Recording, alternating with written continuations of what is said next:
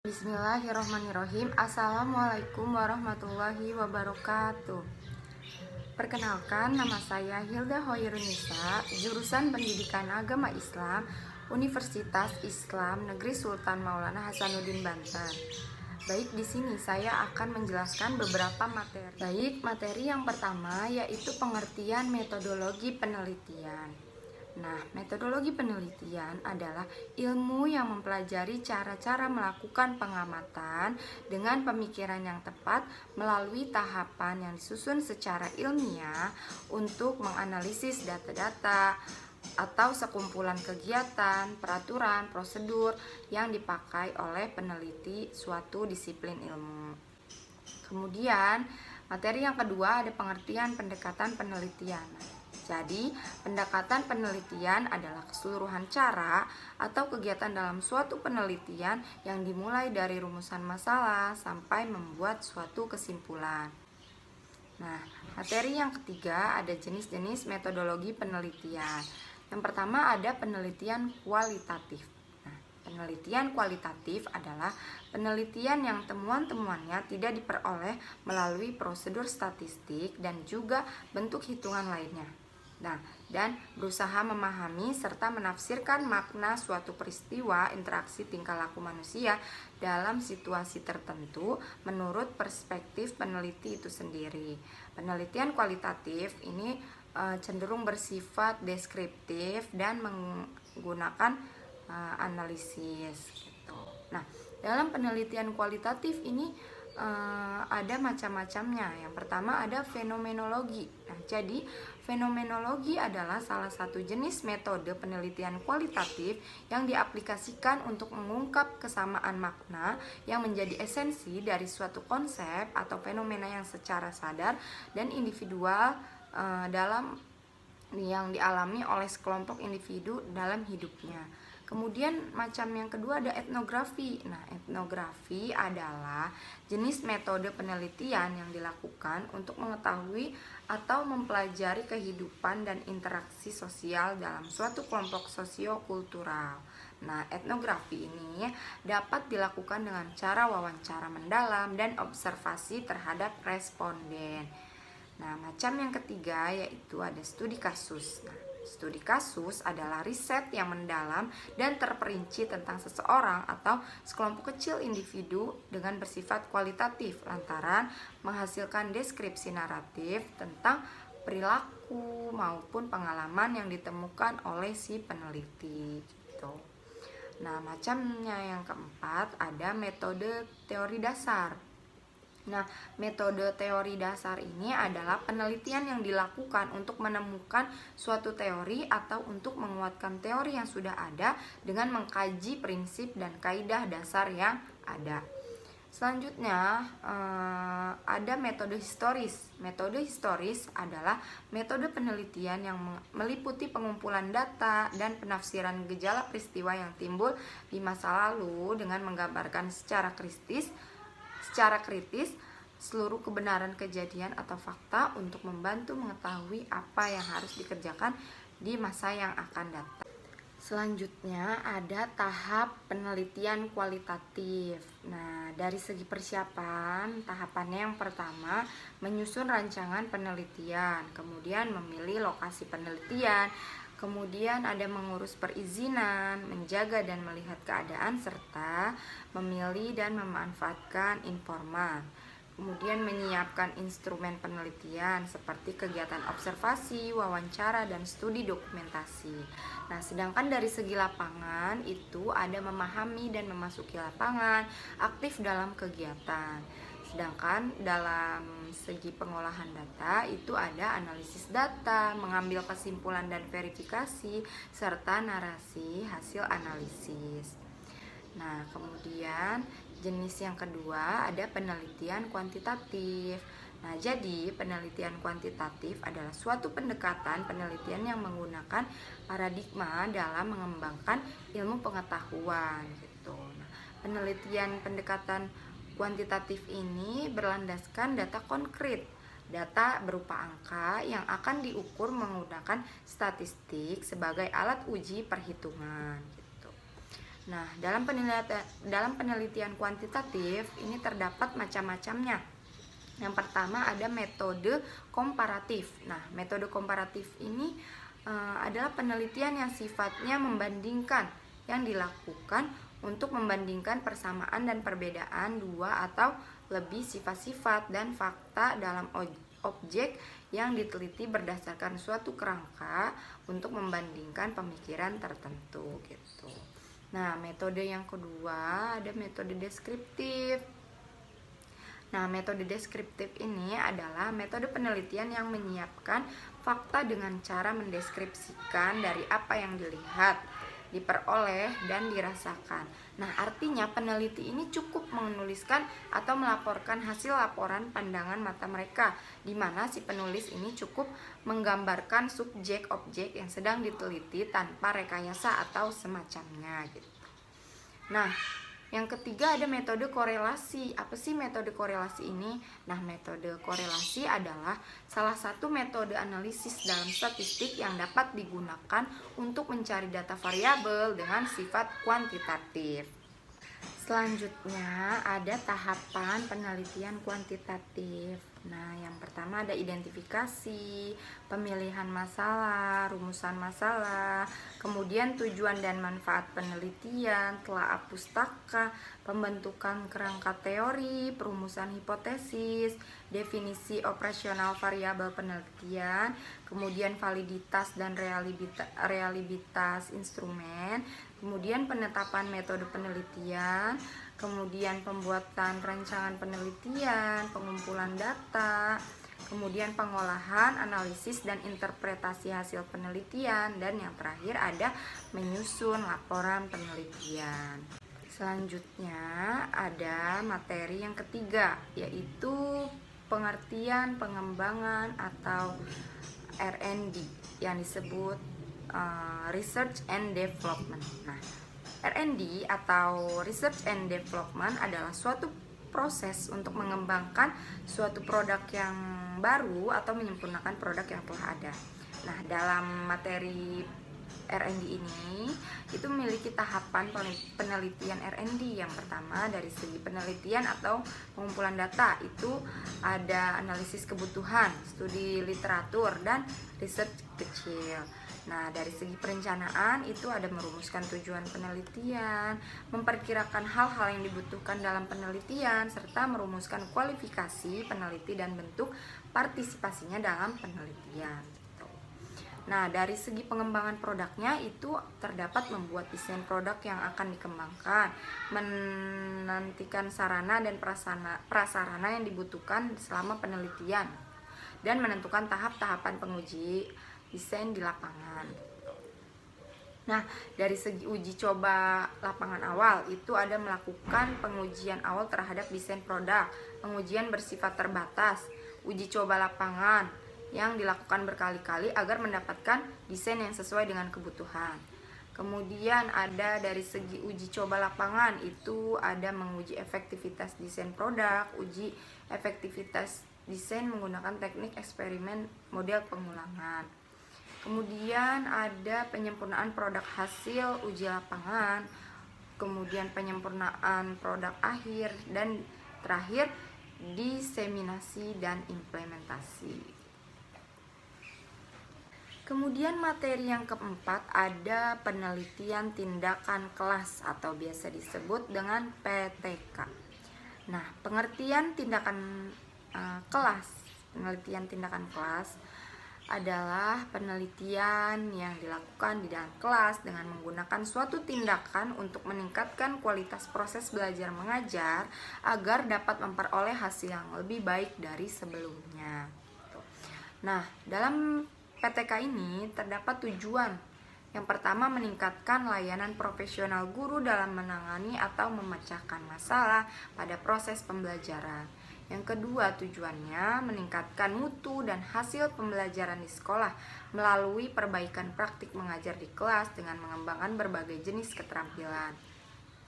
Kemudian tujuan yang ketiga, melatih dan mengembangkan skill guru agar pembelajaran lebih inovatif. Dan yang keempat, tujuannya yaitu menantang guru untuk lebih kreatif dan inovatif dalam menyelesaikan masalah pembelajaran dengan metode yang baru. Nah, dalam PTK ini juga terdapat manfaat.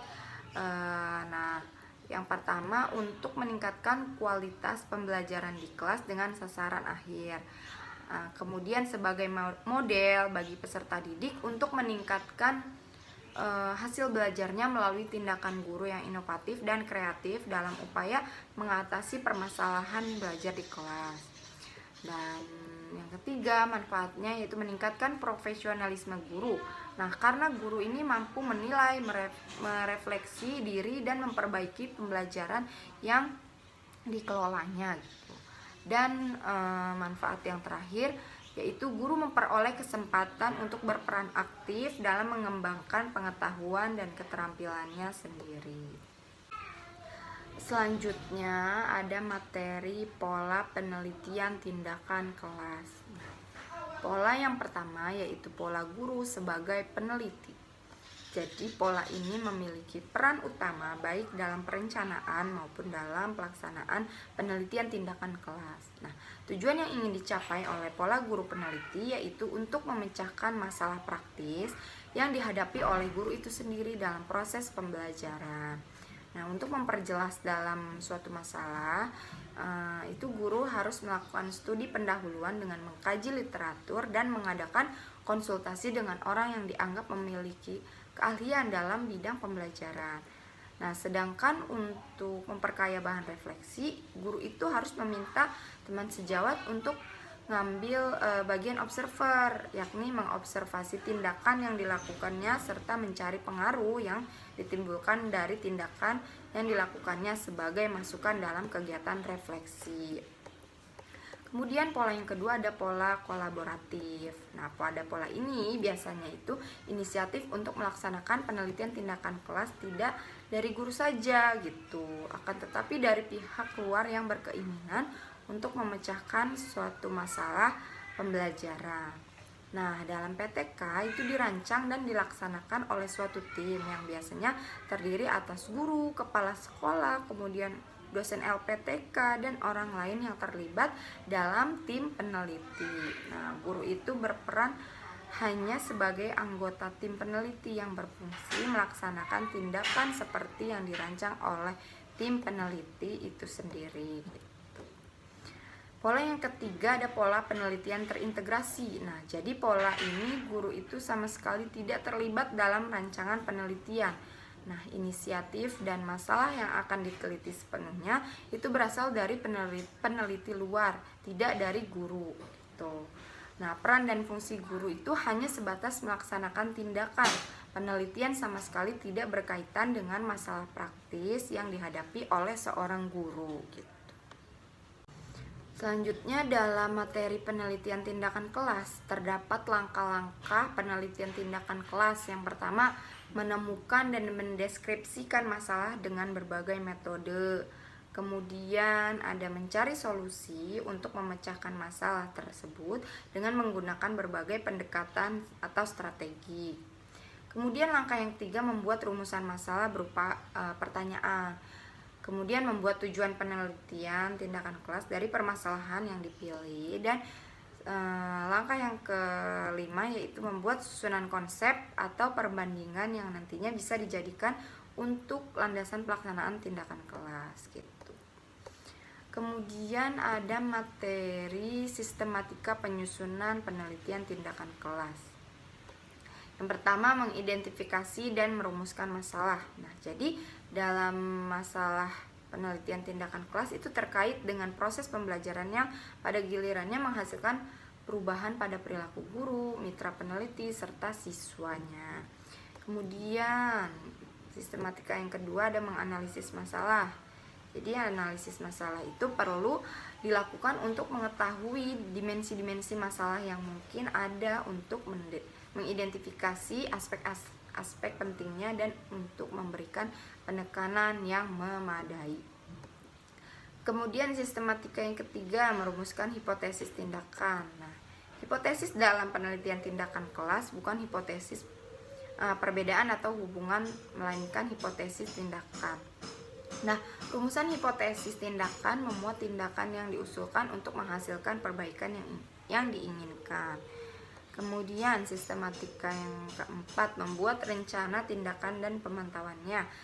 Kemudian melaksanakan tindakan dan memantaunya, dan mengolah serta menafsirkan data. Dan sistematika yang terakhir yaitu melaporkan. Nah, dalam penelitian tindakan kelas ini terdapat siklus penelitian tindakan kelas. Yang pertama, tahap perencanaan atau planning. Nah, jadi pada tahap ini peneliti itu menjelaskan tentang apa, mengapa, di mana, kemudian kapan, bagaimana penelitian dilakukan gitu. Nah, penelitian tindakan kelas itu sebaiknya dilakukan secara kolaboratif sehingga menghindarkan unsur subjektivitas gitu. Kemudian tahap yang kedua, tahap pelaksanaan atau acting. Nah, pada tahap pelaksanaan itu dilakukan kegiatan implementasi atau penerapan perencanaan tindakan. Nah, di dalam kegiatan ini peneliti itu harus mentaati perencanaan yang telah disusun. Nah, yang ketiga ada tahap pengamatan atau observing. Jadi pada tahap pengamatan ini terdapat dua kegiatan yang akan diamati, yaitu kegiatan belajar peserta didik dan kegiatan pembelajaran. Nah, pengamatan terhadap proses belajar peserta didik dapat dilakukan sendiri oleh guru atau si peneliti sambil melaksanakan pembelajaran. Sedangkan pengamatan terhadap proses pembelajaran, guru atau peneliti dapat meminta bantuan kepada teman sejawat yang bertindak sebagai kolaborator melakukan pengamatan. Kemudian tahap yang terakhir, tahap refleksi atau reflecting. Pada kegiatan refleksi ini dilaksanakan ketika kolaborator sudah selesai melakukan pengamatan terhadap peneliti dalam melaksanakan pembelajaran. Nah, kegiatan ini tuh dapat berupa diskusi hasil pengamatan yang dilakukan oleh kolaborator dengan si peneliti atau dengan guru. Selanjutnya ada perbedaan antara penelitian kuantitatif, kualitatif, dan R&D. Nah, berdasarkan desain tujuan, kalau penelitian kuantitatif yaitu menemukan adanya hubungan antar variabel, kemudian menguji teori, kemudian mencari generalisasi yang mempunyai nilai prediktif. Sedangkan kalau kualitatif itu menemukan hubungan pola yang bersifat interaktif. Jadi, tidak terlihat dengan jelas posisi dari variabel dependen dan independen. Kemudian menemukan teori serta menggambarkan realitas yang kompleks. Nah, sedangkan kalau R&D itu menghasilkan produk dan menguji keefektifan suatu produk gitu. Nah, kalau berdasarkan dimensi desainnya, kalau kuantitatif itu spesifik, jelas dan rinci serta ditentukan secara mantap sejak awal dan menjadi pedoman langkah demi langkah. Kemudian kalau kualitatif itu umum, fleksibel, berkembang dan muncul di dalam proses penelitian serta mengedepankan konstruksi dari teori daripada pengujian teori. Sedangkan kalau R&D itu memerlukan analisis kebutuhan, melakukan uji produk dan life product evaluation. Jadi atau evaluasi produk bersifat sepanjang hayat. Nah, hal ini dimaksudkan pada penyelesaian atau penyesuaian perkembangan produk dengan revisi. Nah, kalau berdasarkan dimensi proses, kalau kuantitatif itu selalu diawali dengan permasalahan yang jelas dan diurai secara empirik dan teoritik. Kalau kualitatif itu tidak diawali dengan permasalahan yang jelas sehingga peneliti itu harus melakukan pengamatan secara umum atau kasar terhadap objek yang akan diteliti secara berulang-ulang. Nah, proses ini itu disebut sebagai tahap deskripsi. Nah, berikut adalah proses penelitian kualitatif. Yang pertama, tahap deskriptif, memasuki konteks sosial. Tahap reduksi, menentukan fokus, memilih di antara yang telah dideskripsikan. Tahap seleksi itu mengurai fokus menjadi komponen yang lebih rinci. Serta yang terakhir ada menarik kesimpulan. Nah, kalau R&D itu diawali dengan potensi atau masalah yang muncul di lingkungan peneliti. Kemudian peneliti itu menetapkan produk apa yang akan dihasilkan sebagai solusi atau masalah tersebut gitu. Nah, adapun langkah-langkah penelitian media yang digunakan adalah sebagai berikut. Yang pertama, potensi masalah, pengumpulan data, desain produk, validasi desain, revisi desain, dan uji coba produk. Kemudian berdasarkan dimensi hasil, kalau penelitian kuantitatif itu berupa jawaban atau berupa simpulan atau berupa rumusan masalah yang didapat dari pengujian hipotesis yang telah dirumuskan. Sedangkan kalau kualitatif itu tidak hanya menghasilkan data atau informasi yang sulit dicari melalui metode kuantitatif, tetapi juga menghasilkan informasi yang bermakna, bahkan menghasilkan hipotesis atau ilmu baru yang dapat digunakan untuk membantu memecahkan suatu masalah. Sedangkan kalau penelitian R&D itu berupa produk yang telah teruji dan layak untuk diproduksi atau digunakan secara massal. Nah, sedangkan kalau berdasarkan dimensi manfaat, kalau kuantitatif itu lebih bersifat makro karena hasil dari penelitian atau sampel dapat digeneralisasikan kepada populasi, sedangkan kalau kualitatif itu bersifat mikro. Nah, hasil dari penelitian ini hanya bisa diberlakukan untuk lingkup yang diteliti saja dan memiliki transferability terhadap kasus yang benar-benar serupa dengan objek yang akan diteliti. Nah, sedangkan kalau R&D itu memiliki sifat yang sama dengan penelitian kualitatif dan tergantung terhadap cakupan masalah yang sedang diobati. Jadi semakin luas cakupan wilayah penelitian, itu maka manfaat dari hasil penelitian atau produk itu dapat diterapkan di wilayah yang luas gitu. Selanjutnya ada materi variabel. Nah, apa sih variabel itu? Jadi variabel adalah setiap karakteristik, jumlah atau kuantitasnya itu dapat dihitung atau dapat diukur. Nah, kemudian ada macam-macam variabel. Nah, variabel berdasarkan skala pengukurannya, yaitu ada variabel nominal. Nah, variabel nominal adalah variabel dengan skala paling sederhana karena fungsinya itu hanya untuk membedakan variabel atau subjek atau kategori. Kemudian variabel ordinal, yaitu variabel yang dibedakan menjadi beberapa secara bertingkat. Kemudian ada variabel interval. Nah, variabel interval ini yaitu variabel yang selain dimaksudkan untuk membedakan, mempunyai tingkatan dan juga mempunyai jarak pasti atau satu kategori dengan kategori lainnya.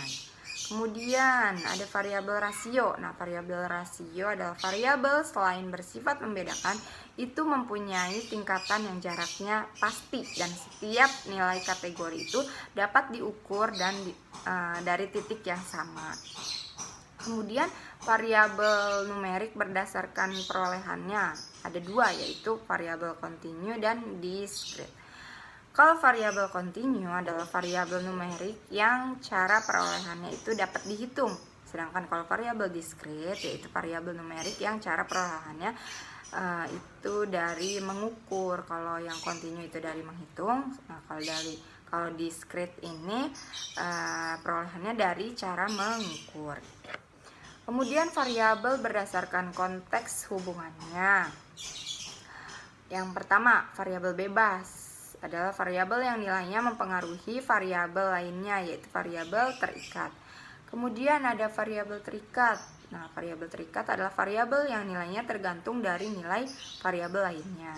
Kemudian ada variabel moderator. Nah, variabel ini yaitu mempengaruhi variabel terikat, namun data penelitian pengaruhnya itu tidak diutamakan. Kemudian variabel perancu. Nah, variabel perancu ini ada variabel yang berhubungan variabel bebas dan variabel terikat, tetapi bukan variabel yang antara. Selanjutnya ada variabel kendali. Variabel kendali adalah variabel yang juga mempengaruhi variabel terikat, tetapi dalam penelitiannya itu keberadaannya dijadikan netral gitu. Dan yang terakhir yaitu variabel rambang. Jadi, variabel rambang adalah variabel yang juga ikut mempengaruhi variabel terikat, namun pengaruhnya itu tidak begitu berarti, sehingga keberadaan variabel ini dapat dilihat dalam penelitian tersebut. Selanjutnya ada materi populasi dan sampel. Jadi populasi itu adalah wilayah generalisasi yang terdiri atas objek atau subjek yang punya kualitas data dan karakteristik tertentu yang ditetapkan oleh peneliti untuk dipelajari, kemudian ditarik kesimpulannya gitu. Sedangkan kalau sampel yaitu sebagian dari populasi yang dapat dijangkau serta memiliki sifat yang sama dengan populasi yang diambil sampelnya tersebut. Kemudian ada jenis-jenis jenis-jenis teknik sampling. Nah, jenis teknik sampling itu ada dua. Yang pertama teknik sampling secara probabilitas dan teknik sampling secara non-probabilitas. Nah, kalau teknik sampling secara probabilitas adalah teknik pengambilan sampel yang memberikan peluang yang sama bagi setiap unsur atau anggota populasi untuk dipilih menjadi anggota sampel. Sedangkan kalau teknik sampling secara non-probabilitas adalah suatu teknik pengambilan data atau sampel sehingga semua data itu kemungkinan terpilih sebagai sampel tidak sama besar. Kemudian ada materi teknik pengumpulan data. Nah, teknik pengumpulan data yaitu metode yang dilakukan oleh seorang peneliti atau seorang peneliti untuk dapat mengumpulkan data dan informasi yang nantinya akan berguna sebagai fakta pendukung dalam memaparkan penelitiannya gitu.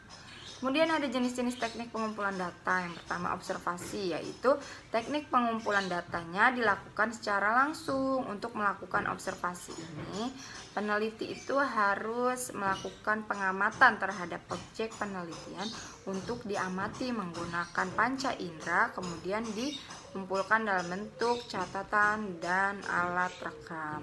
Sedangkan kalau kuesioner atau angket yaitu instrumen penelitian yang terdiri dari rangkaian pertanyaan yang bertujuan untuk mengumpulkan informasi dari responden. Kemudian jenis teknik pengumpulan data selanjutnya ada interview atau wawancara.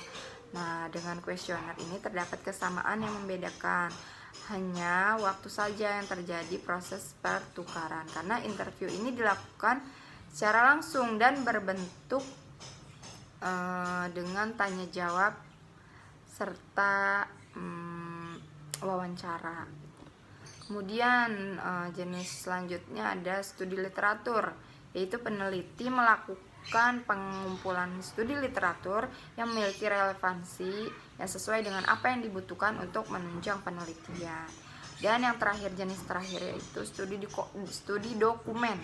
Nah, studi dokumen yaitu peneliti mengandalkan dokumen sebagai sumber data penunjang penelitian seperti gambar atau foto dalam suatu penelitian. Materi selanjutnya ada teknik analisis data. Nah, apa sih teknik analisis data itu? Jadi teknik analisis data adalah metode untuk mendapatkan sebuah data menjadi informasi sehingga karakteristik data tersebut itu menjadi mudah untuk dipahami dan juga bermanfaat untuk menemukan solusi permasalahan yang terutama adalah rumusan masalah yang tentang sebuah topik penelitian. Kemudian ada jenis teknik analisis data. Yang pertama, data bermuatan kualitatif. Data kualitatif disebut juga dengan data lunak. Nah, jadi data semacam ini diperoleh melalui penelitian yang menggunakan pendekatan kualitatif atau penelitian kualitatif. Nah, keberadaan data bermuatan kualitatif adalah catatan lapangan yang berupa catatan atau rekaman kata-kata, kalimat atau paragraf gitu. Nah, dalam teknik analisis data kualitatif itu dibagi menjadi 3. Yang pertama analisis konten atau isi. Nah, jadi pada analisis konten itu data biasanya dihasilkan atau didapatkan oleh pengamat yang merekam atau mendeskripsikan menjadi materi berupa gambar atau suara yang sesuai untuk diteliti atau dianalisis. Kemudian ada analisis wacana. Jadi teknik analisis wacana ini pada penelitian kualitatif bertujuan untuk menganalisis wacana atau komunikasi antar orang dalam suatu konteks sosial tertentu gitu. Kemudian ada analisis naratif. Nah, analisis data naratif ini pada penelitian kualitatif itu bertujuan untuk menganalisis data atau meneliti mengenai kumpulan deskripsi suatu peristiwa atau fenomena yang terjadi gitu. Kemudian menyajikannya dalam bentuk narasi gitu. Jenis teknik analisis data yang kedua ada data bermuatan kuantitatif. Nah, jadi keberadaan data bermuatan kuantitatif adalah angka-angka baik diperoleh dari jumlah atau penggabungan ataupun pengukuran. Nah, jadi dalam data kuantitatif ini terdapat teknik analisis pada penelitian kuantitatif itu terbagi menjadi dua. Yang pertama statistik deskriptif, kemudian yang kedua statistik inferensial. Jadi kalau statistik deskriptif itu deskripsi pada penelitian kuantitatif ya menggambarkan data yang berupa angka dengan deskripsi berdasarkan data tersebut secara jelas. Sedangkan kalau statistik inferensial itu salah satu tugas statistik inferensial menarik simpulan mengenai suatu variabel yang diteliti berdasarkan data yang diperoleh untuk digeneralisasikan pada populasi gitu.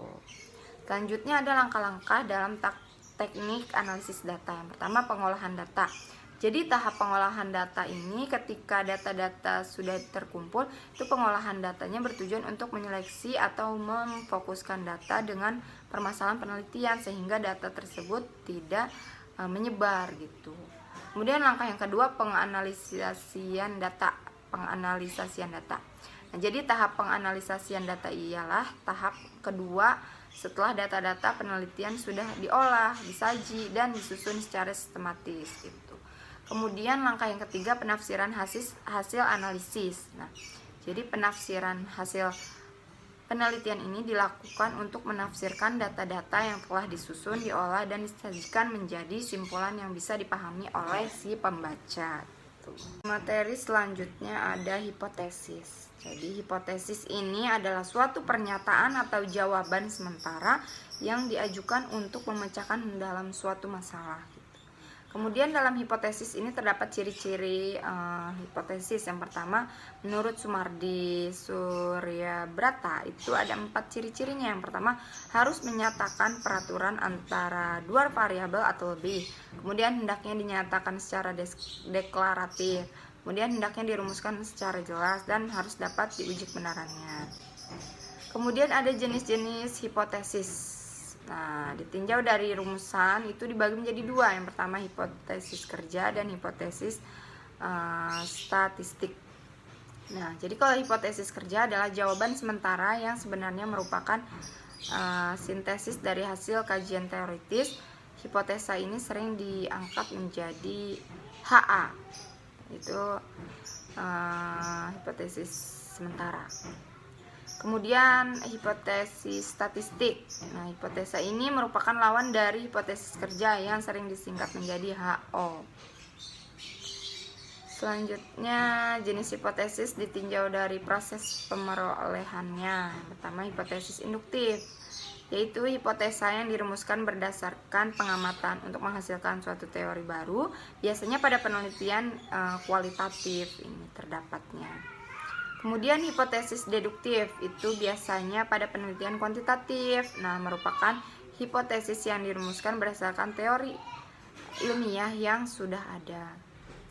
Selanjutnya jenis-jenis hipotesis ditinjau dari berdasarkan bentuknya. Yang pertama ada hipotesis deskriptif, yaitu jawaban sementara terhadap permasalahan yang bersifat deskriptif atau permasalahan yang berhubungan dengan variabel tunggal. Nah, kemudian ada hipotesis komparatif, yaitu jawaban sementara yang sifatnya untuk menjawab pertanyaan perbandingan atau dapat disebut dengan komparasi antara dua variabel. Kemudian hipotesis asosiatif, yaitu jawaban sementara dari rumusan masalah yang dijawabnya itu menjawab pertanyaan. Ada hubungan antara dua variabel penelitian. Selanjutnya, dalam hipotesis itu terdapat langkah-langkah menyusun hipotesis. Yang pertama, merumuskan masalah, kemudian menetapkan hipotesis, mengumpulkan fakta yang relevan, membandingkan fakta, serta penerapan dari jawaban hipotesis yang sudah teruji kebenarannya. Sekian penjelasan materi dari saya. Kurang lebihnya mohon maaf. Semoga dapat bermanfaat dan bisa dipahami oleh penonton. Terima kasih. Wassalamualaikum warahmatullahi wabarakatuh.